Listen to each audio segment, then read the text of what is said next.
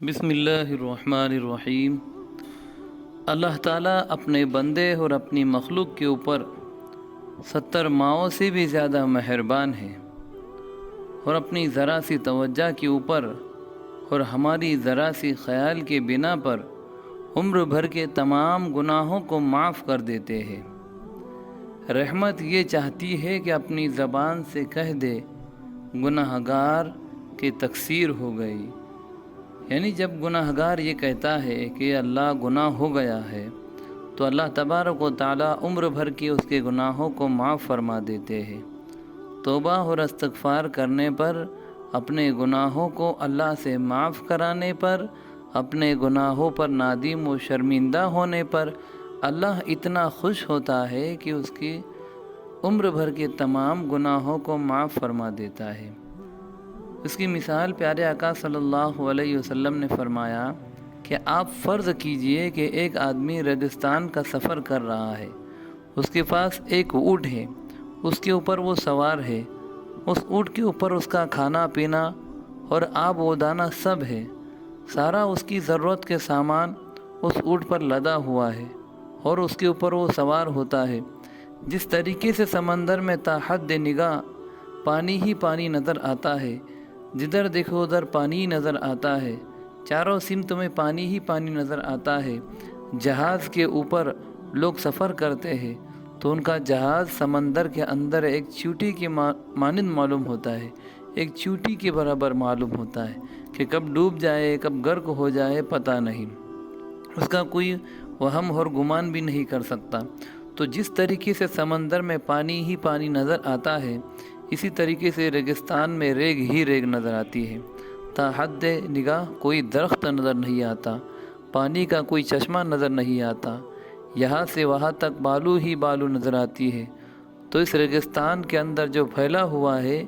ایک آدمی اپنے اونٹ کے اوپر سوار جا رہا ہے، وہ چلا گھنٹہ 1.5 گھنٹہ 2 گھنٹہ، لیکن ابھی وہ ریگستان ختم ہونے والا تھوڑی ہے۔ کیا گھنٹہ 1.5 گھنٹے میں ریگستان تھوڑی ختم ہوتا ہے؟ کئی دن آدمی اس میں گزارتا رہتا ہے، تب کہیں جا کر وہ ریگستان ختم ہوتا ہے۔ اس ریگستان کے اندر جب آدمی جاتا ہے تو اس کو سمت بھی سمجھ میں نہیں آتی کہ مشرق کدھر ہے اور مغرب کدھر ہے، شمال کدھر ہے جنوب کدھر ہے۔ گھنٹہ 1.5 گھنٹہ چلا، اس ریگستان کے اندر تھک گیا، اب تھکن اتارنے کے لیے سستانے کے لیے کہیں بیٹھ گیا، بیٹھنے کے بعد اونٹ کو بھی بیٹھا دیا اور اونٹ کی طرف پشت کر کے بیٹھ گیا۔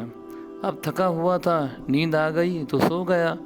اب تھوڑی دیر سونے کے بعد اس کی آنکھ کھلی تو اس کا اونٹ غائب ہے۔ اس وسیع عریض ریگستان کے اندر، اتنے بڑے میدان کے اندر، اتنے بڑے جنگل کے اندر، یہاں سے وہاں تک نظر نہیں آ رہا ہے، ادھر دیکھ رہا ہے نظر نہیں آ رہا ہے، ادھر دیکھ رہا ہے نظر نہیں آ رہا ہے، چاروں طرف دوڑ دوڑ کر جاتا ہے، ایک میل ادھر جاتا ہے ایک میل ادھر جاتا ہے،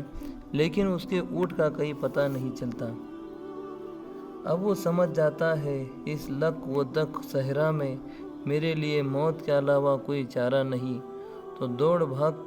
کر کر تھک ہار کر تو سو گیا۔ یعنی جب انسان اس اونٹ کو تلاش کرنے کے لیے ادھر جاتا ہے ادھر جاتا ہے، چاروں طرف جب گھوم کر جب وہ بندہ آتا ہے، تھک جاتا ہے، پھر تھک ہار کر واپس بیٹھ جاتا ہے تو سو جاتا ہے، نیند لگ جاتی ہے۔ پھر دوبارہ جب اس کی آنکھ کھلتی ہے تو دیکھتا ہے کہ ماں ساز و سامان اس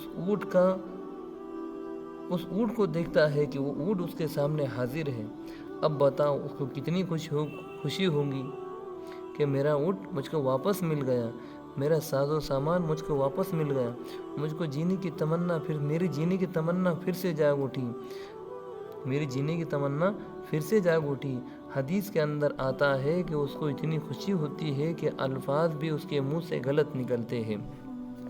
خوشی کی وجہ سے۔ چنانچہ وہ بندہ کہتا ہے اللہم انت العبد و انا الرب،